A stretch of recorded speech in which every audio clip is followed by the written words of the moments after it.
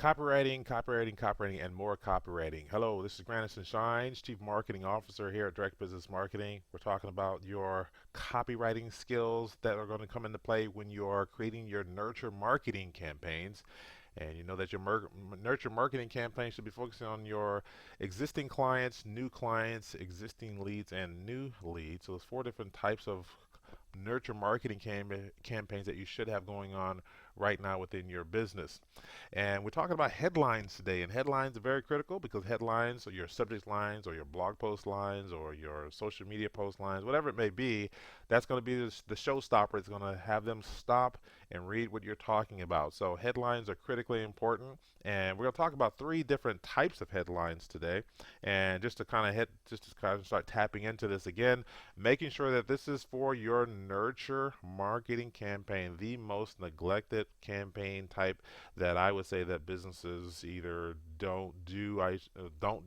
So making sure that we have that going is going to be critically important. So let's talk about the headlines here. I'm going to reach them on three different levels. One, factual headlines, and this is probably the weakest level of the headline. Just kind of give an example: cancer kills X number of people per year. Okay, it's a very factual headline.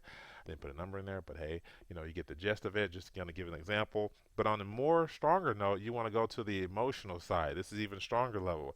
Hey, here's Tommy, and Tommy has cancer, blah, blah, blah, blah, right? And that's stating that now it's starting to get a little bit more emotional because, here you are, Tommy is probably this little kid or whatever, but you start to get into the emotional side of it to really have people hone into what you want them to read. And then from there, even the more personal aspect is the strongest level. Hey, here's Tommy. Tommy has cancer, and did you know that within your lifetime, your chances of you or someone in your family getting cancer are 1 out of 3?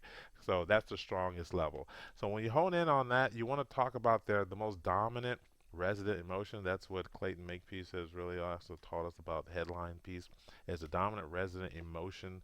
So if you can tap into that, it's going to be the strongest point. That's going to really hone in on what you want them to read. So keep in mind these three different types of headlines when you're writing your blog posts, when you're writing your email subject lines, when you're making a direct mail postcard or whatever that has a headline on it, when you're writing your social media posts, whatever it may be. Keep in mind these three types of headlines. There you go, little tongue twister there.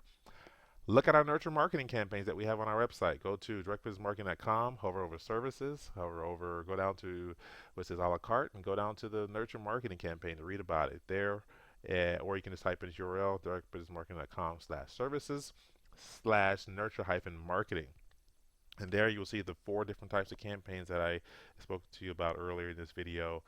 And here's my information you need to want if you want and or need to call me. 602-369-8119 is the number. You can email me directly at grandison@directbusinessmarketing.com. Look forward to chatting with you. Thanks. Bye.